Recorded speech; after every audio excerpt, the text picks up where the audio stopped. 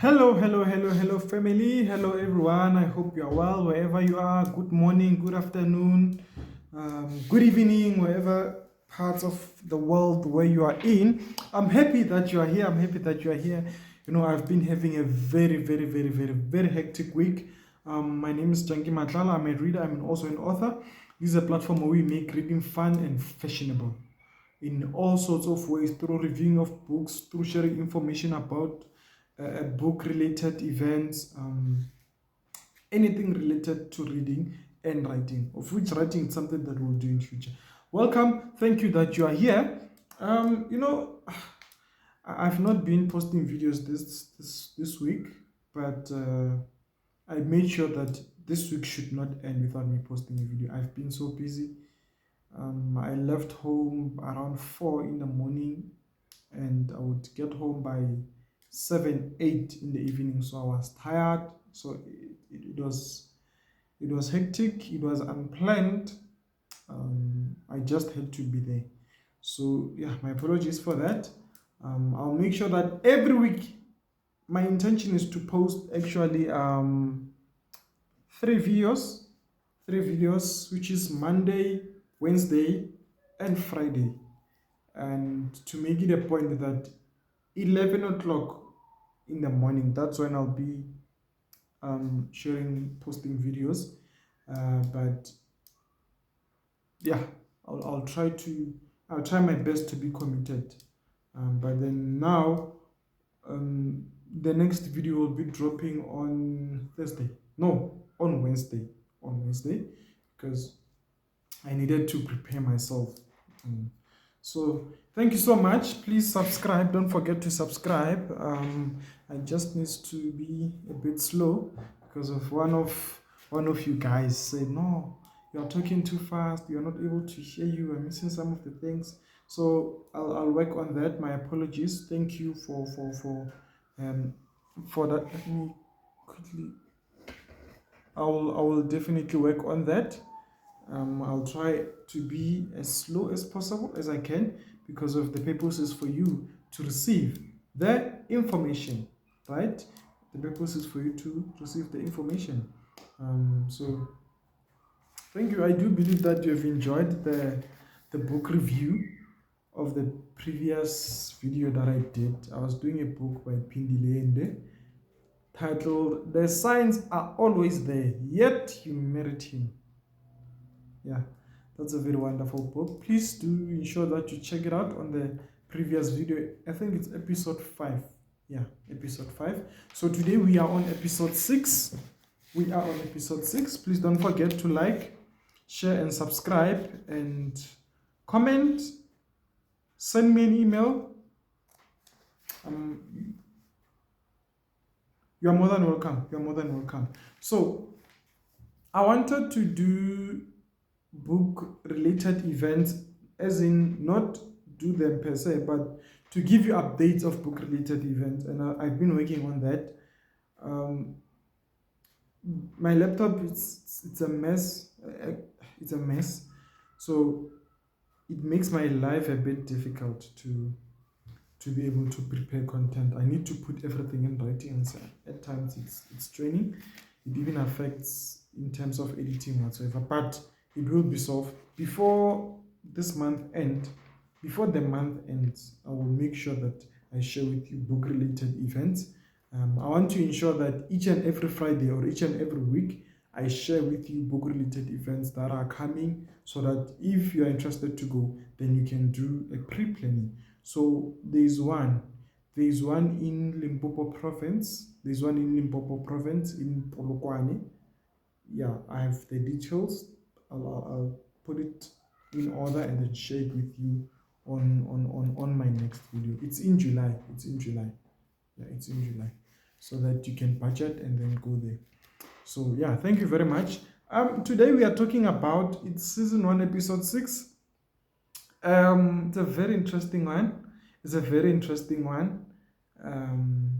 I want to share about why readers don't have friends. Have you realized that most people who read books, they are always alone? Why is the case? Why readers don't have friends? Do they really not have friends? Please comment down there. Do they really don't have friends? Um, so why are readers? Why am I okay? Why readers don't have friends? Why readers don't have friends? I have few points here that I'll be sharing with you. Ooh, is this few? I'm not sure if it's few, but anyway, let's get to it. Okay. Number one, the focus in reading. Um, readers might be seen as if they do not have friends because of the focus that is needed in reading. Even when you are studying alone, like you are just away from everything that's happening in the world, away from the family, away from friends, away from entertainment, because of you are just focused on whatever that you are reading. So point number one is that readers do not have friends because of the focus that is needed in reading books. They are so engrossed to the story, and their curiosity is just sparked. The more they read books, then their curiosity becomes so very much sparked, and they just want to know where the story ends. Like maybe a person who's watching a on a streaming platform like Netflix. There are a lot of series that you watch because if you want to see, like you're so curious, the depth of that curiosity, that's the same curiosity that a reader has, especially when we are reading fiction books. When I'm reading fiction book, I just want to focus. I just want to focus, and yeah, I don't want to even miss everything. And so the other thing under the focus that is needed in reading is that reading is personal. It's few you don't. It's no, sorry about that. It's few who do it in a crowd. Reading is personal. It is few who do it in a crowd, even those who might be doing it in a crowd. But there are instances where they just want to sit down and read alone, you see. Especially when you are reading a big book. There are a few books, a big book that I read. I remember there is a lot of books that I've finished in one sitting. Like I would start a book from finish till the end. I've done a lot of that.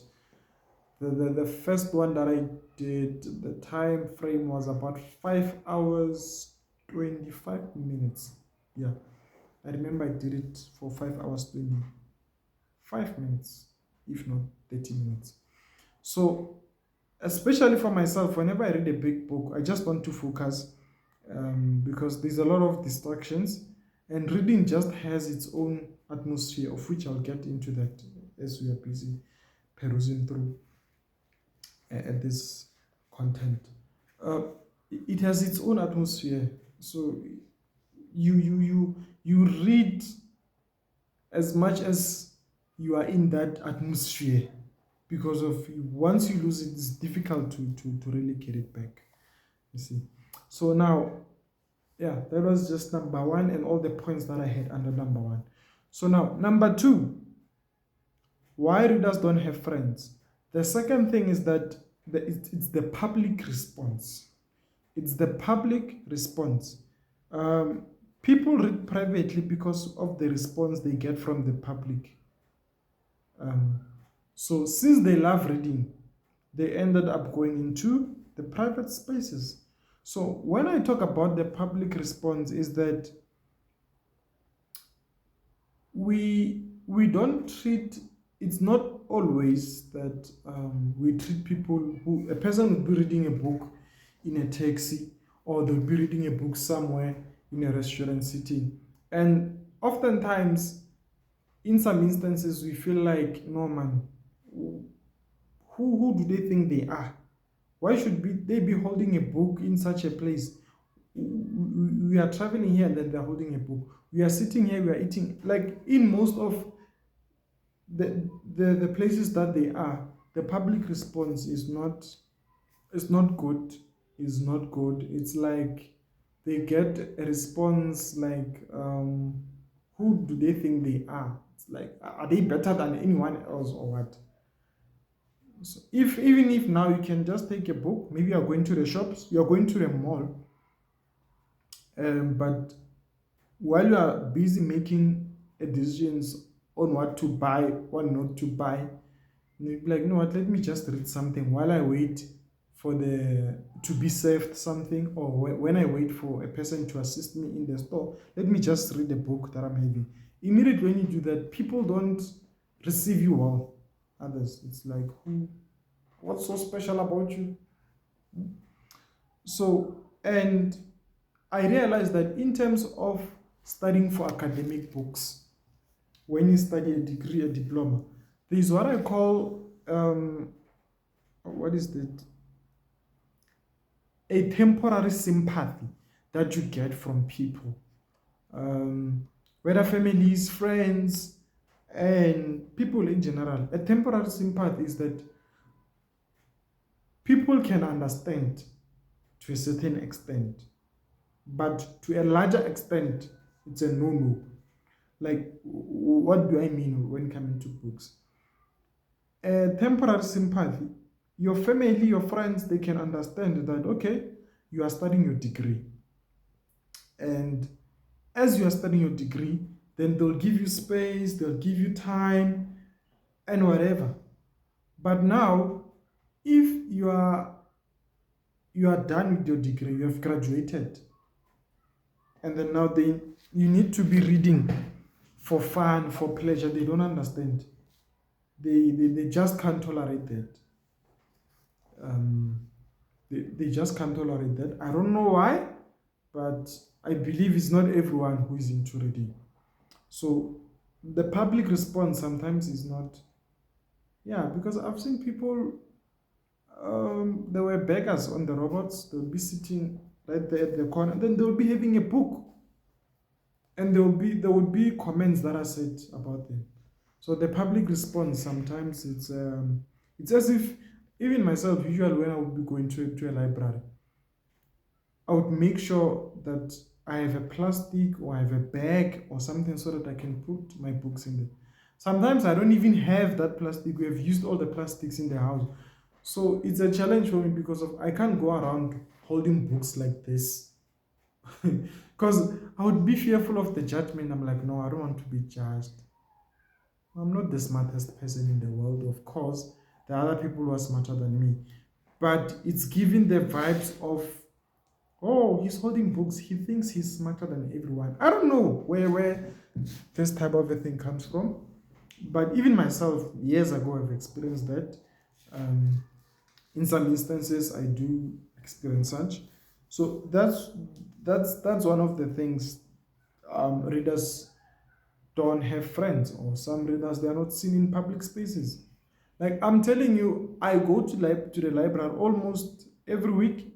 Yeah, except this week. This week has been tough for me. So trust me, the librarian usually would tell me about how many people who come here. There are people who read, but trust me, I go to the library every day. I don't know them. I don't know them. And I would love to meet them, have a conversation with them. We share reading ideas and all that. But majority of them, I don't know them. But they are there. They come at the library. But mostly the library will be the only one. So people get books and then they leave. So it's not easy to see them. So they are always avoiding these public platforms for them to read. There are those who can read in a library, but it's not all of them. Right? Yeah, those are the public response that I've picked up in my experience of reading. Yeah. So the third one is that readers' challenges. I want to talk about the readers' challenges, because why readers don't have friends. Their challenge is that, let me read it to you. Readers are informed, and when they start having conversations with other people, those people become intimidated. Because when you read, I think I shared something like this in one of the videos. Like, automatically when you study, you become informed. Um, yeah, I think I shared this on the benefits of reading. So you become informed. So the minute you are informed, other people they don't accept that very well, um, because you when you read a lot of books, you become informed about a lot of stuff. And when you are informed, the conversations that you have would be different from the conversation that a person who's not a reader will have. And people will have a problem with that. I remember that a lady said, they were swearing at her. They said she knows too much. I'm like, but your experience, your qualifications, the way you read, you are bound to know too much. And I'm not talking about people who are just all over the place, like they make you to feel their presence. No, angikhulumi ngabantu laba phaphayo. Yabona? So those are one of the challenges because you are informed. So you end up spending most of the time alone because you know the truth, you know the depth of things. Your conversations are not just on the surface level. And arguing with those people, you feel like it's not worth your energy. So a reader would be like, you know what? Let me just excuse myself. Um, so being informed can put you in trouble, unaware, indirectly. So yeah, yeah. Like in general, people can literally hate you for being gifted, of which I don't understand because of God, Him designing human beings. He has given each and everyone a specific gift for a particular task. But people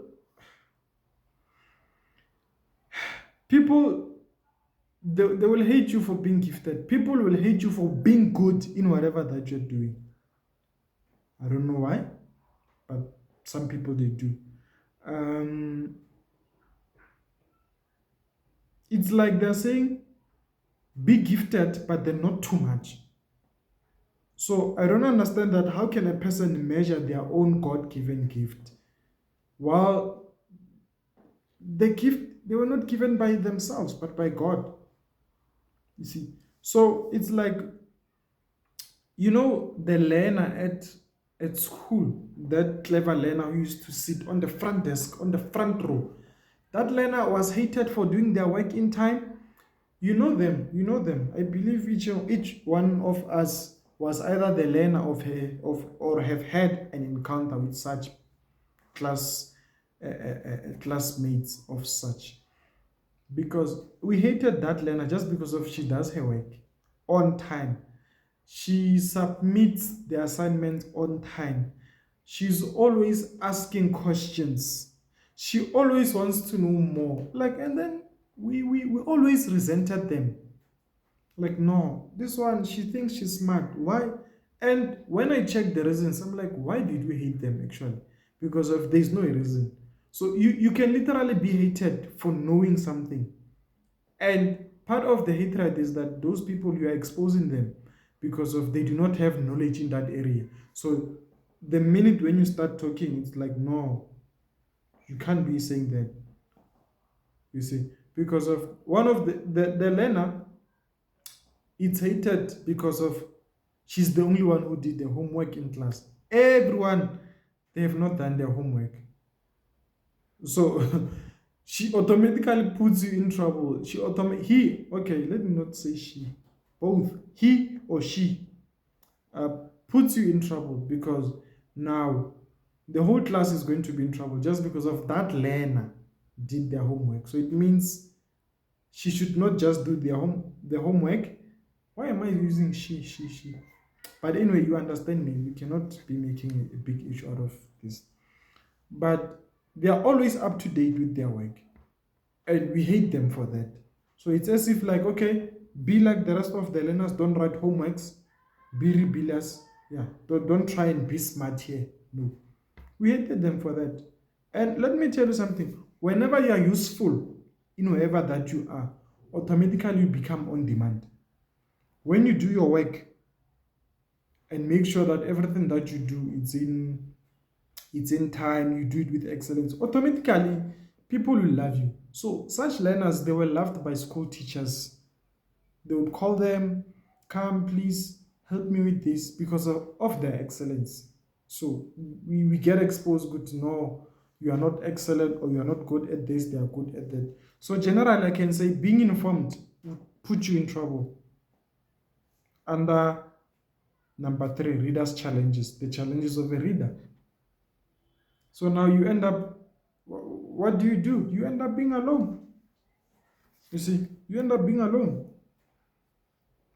So I don't know if I should call it a jealousy or hatred. I just don't know. I don't know. But let's move on. Let's move on. There is also okay. There's a group that I don't understand.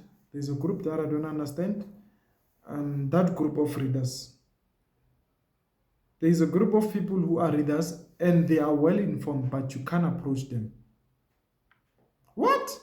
Yes, you can't approach them. They're well informed, they're educated, they read books, but you can't approach them because of their puffed up. And I don't understand, but some of the things I've shared more on previous videos. I don't understand such people because I, for myself, the more I read books, it is the more I actually realize that I know nothing. So I struggle to understand that group of people who are informed, but they're just, prideful and all that. But I'm not there. I was just saying it because of it just came now in my mind, and I've noted I've noted it, but I thought let me just say it. So, but continuing to number 4, why readers don't have friends. So in this point, I'm talking about the reader's choice, right? The reader's choice, what the readers chooses to do. One of the reasons why readers are low is the reader's choice. Let me read out for you. The location of where you are, the location of where you are or where you want to read, it's personal. Oftentimes it will be on isolated areas. People read in very awkward places, depending on them. People read in couches, people read under the trees, people read inside wardrobes, under the tables, inside the storeroom, in the toilet. It depends on the space they like. So those places that I've mentioned, they end up being alone. You see, I have a cousin of mine who reads under a chair. They would go under a chair and then they'll be reading. They're like, hey, what are you doing under the chair? I'm like, I'm reading. So it just differs. I've read books in awkward places, even myself. I have read books in awkward places. Don't ask me where. How? Don't ask me where. But I remember I also read a book at the back of the cupboard. Just went outside the house, open the cupboard, sit inside the cupboard, then I hold the book, I read. So people, it's a reader's choice for them to find a safe space for them. And reading naturally, it has some sort of isolation, right? It just depends on where you are comfortable. It just depends on where you are comfortable. Other readers, they are introverts by nature. Most authors are like that. I don't know why. Yeah. So that's that. It's a reader's choice of environment where they want to see themselves reading. Then now going to the next point, which is number. I'm trying to be as slow as I can because they said I'm fast.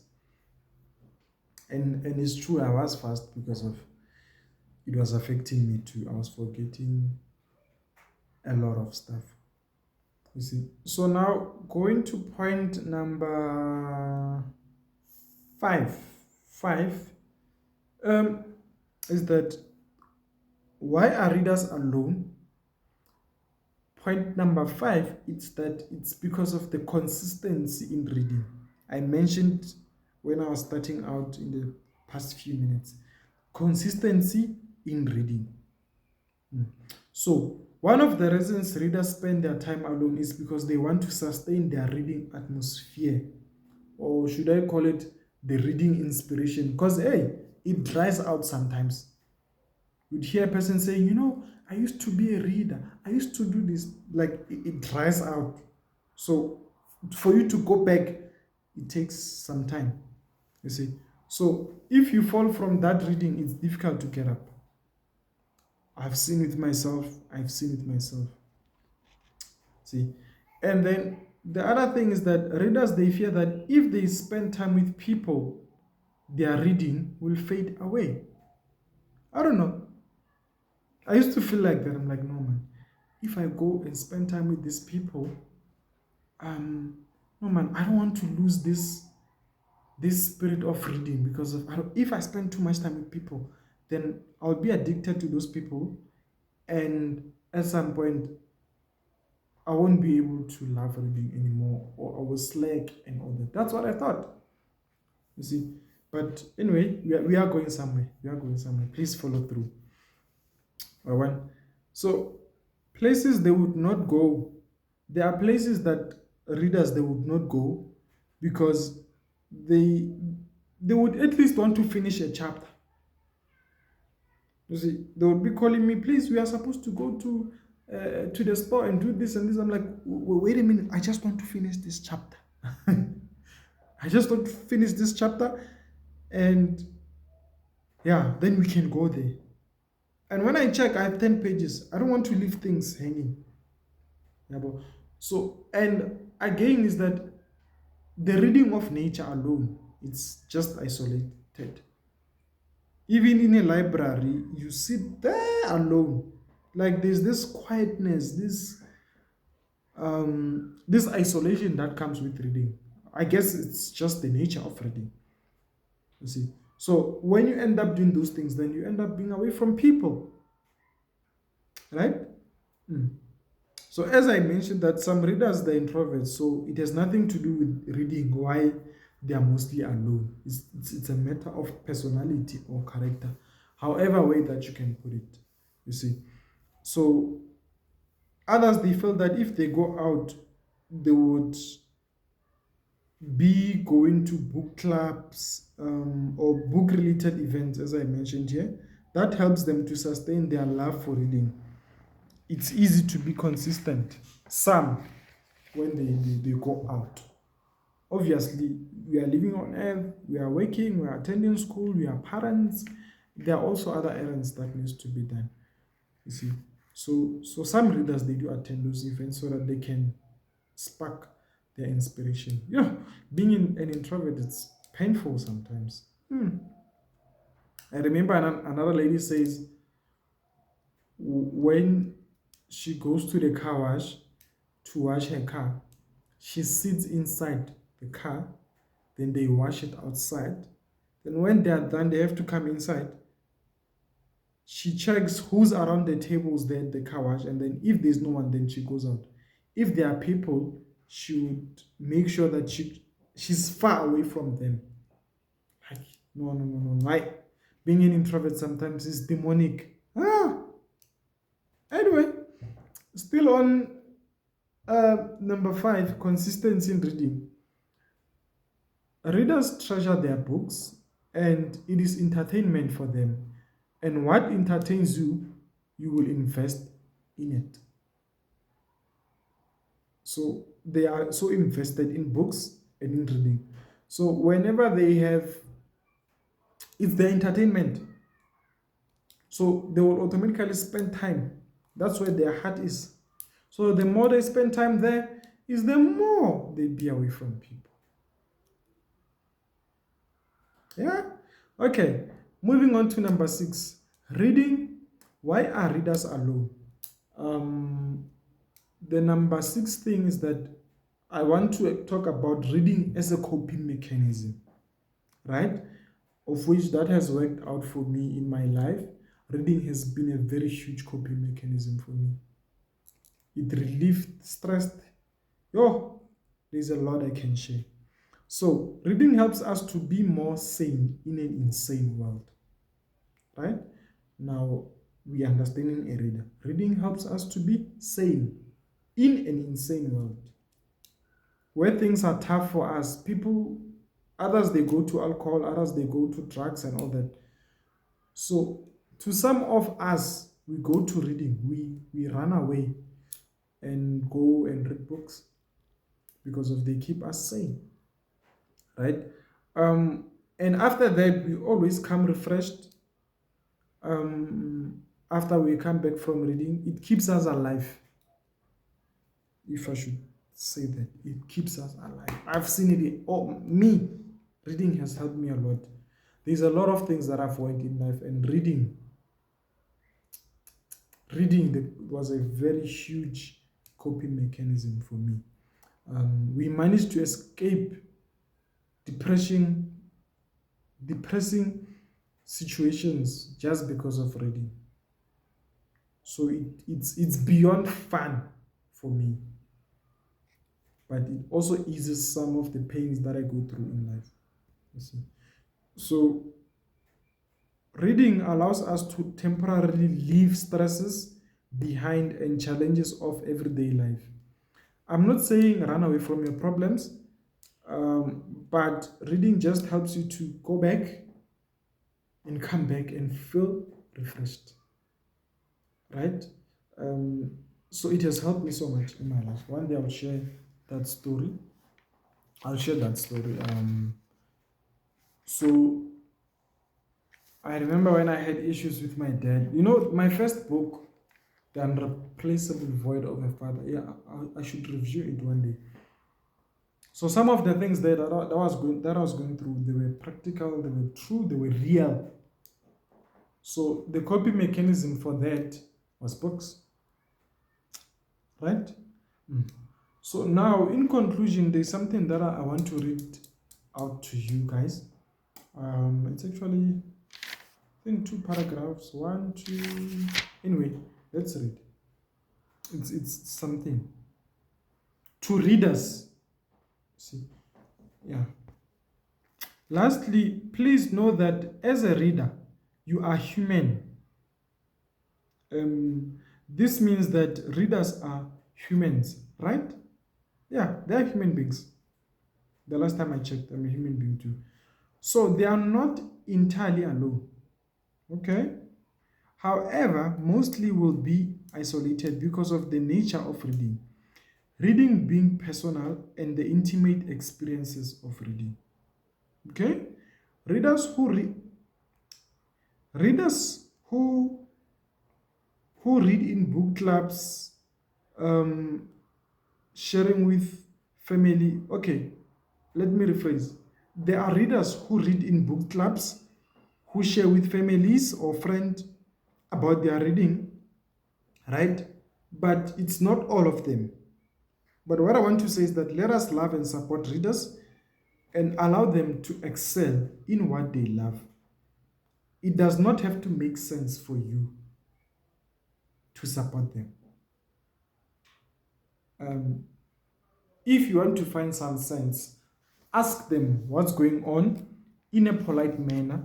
But if you do not understand, please be gentle with readers. As much as others, they get their fun in alcohol, dancing all night, the feeling that I get is the very same feeling that a reader has when they read books. Your fun will not be my fun. Don't make someone regret as if they are doing fun in a wrong way just because of they're not doing it according to your terms. My fun is different from your fun. Myself, I don't go out dancing all night. I don't go to clubs. I don't go to taverns. I don't go to whatever. But I find pleasure in reading books. So just because of I'm like that, that's my interpretation of fun. Your interpretation of fun can be different. Your interpretation of fun can be going out there, going to the clubs, drinking whiskey, drinking tequilas and all that. That can be your fun. And there's nothing wrong with your fun because of it's your personal choice. Right? Yeah. So my advice to readers, I'm a writer, so I've wrote 2 paragraphs here. 3, 2. So these are just my conclusions. Let me just give you an advice to readers. Dear readers, I would like to advise you to socialize in every chance you get. Even socializing with those who don't like reading, it's advisable, right? Because that will keep your relationships with people alive. You must know that human beings are a gift from God to us. You would not survive if you were the only human being on earth. So have in mind that as you are a reader, as you are reading books, note that you need people and people need you, right? Keep in touch with people, visit them if you have to, right? People fuel us and we also fuel them. As a reader, you must keep this in your mind that you can never replace communion with people with books. You cannot replace people with your books. No, human beings are human beings. Your books are your books. Right? You cannot, let me repeat that, have in your mind that you cannot replace communion with people by your books or with your books. It's impossible. If you think your relationship with your books replaces communion with people, then that's artificial. You are just a ticking time bomb that's waiting to explode. Some life lessons you will only learn once you have conversations with people, whether in a plane, bus, shopping store, or just anywhere, or with strangers. Mam Cina Hlophe, Dr. Cina Hlophe, one of the best storytellers in South Africa, once said that service is the rent we pay for being on earth. So above all, we are to serve human beings because of we are also human beings. So that was just my advice to readers, that they should be aware of the things that I listed above. So to answer the question, why are readers alone? Circumstances differ from situation to situation. But the nature of reading alone, it's lonely. It's lonely, and some use it as a coping mechanism. I've shared with you. Like myself, I'm a reader, but I attend book launches. I'm able to talk to people because of there are lessons that I can still learn from a 3-year-old that I will never get in a big book. Right? So I am aware of that. Yeah. So I hope this was helpful. Please comment, like, subscribe. I would love to hear you out. What do you think? What do you think readers don't have friends? Why do you think that? And then if they do have friends, please share with us. How do you do it? Because of mostly readers, their social bar is very low. It's very low. How do you do it? Please share with us. I've said it before that things that I share here, there could be more to that. I could be only talking about 10%, and you from that side, you know about 90 or 80% of that. So thank you very much, family. Please don't forget to comment, like, share, and also subscribe. Send me an email on my there's my email there on my bio. Suggest us questions, and then yeah. So next week we are reviewing this book. We are reviewing this book. It's one of the most wonderful books that I've read continuously. So on Wednesday we are dropping a video, and then we'll be sharing about this book by Nicolette Mashile, a very amazing woman, women, brilliant, smart, intelligent, whatever. Beauty with brains. So thank you so much, everyone, and see you on the next episode 7.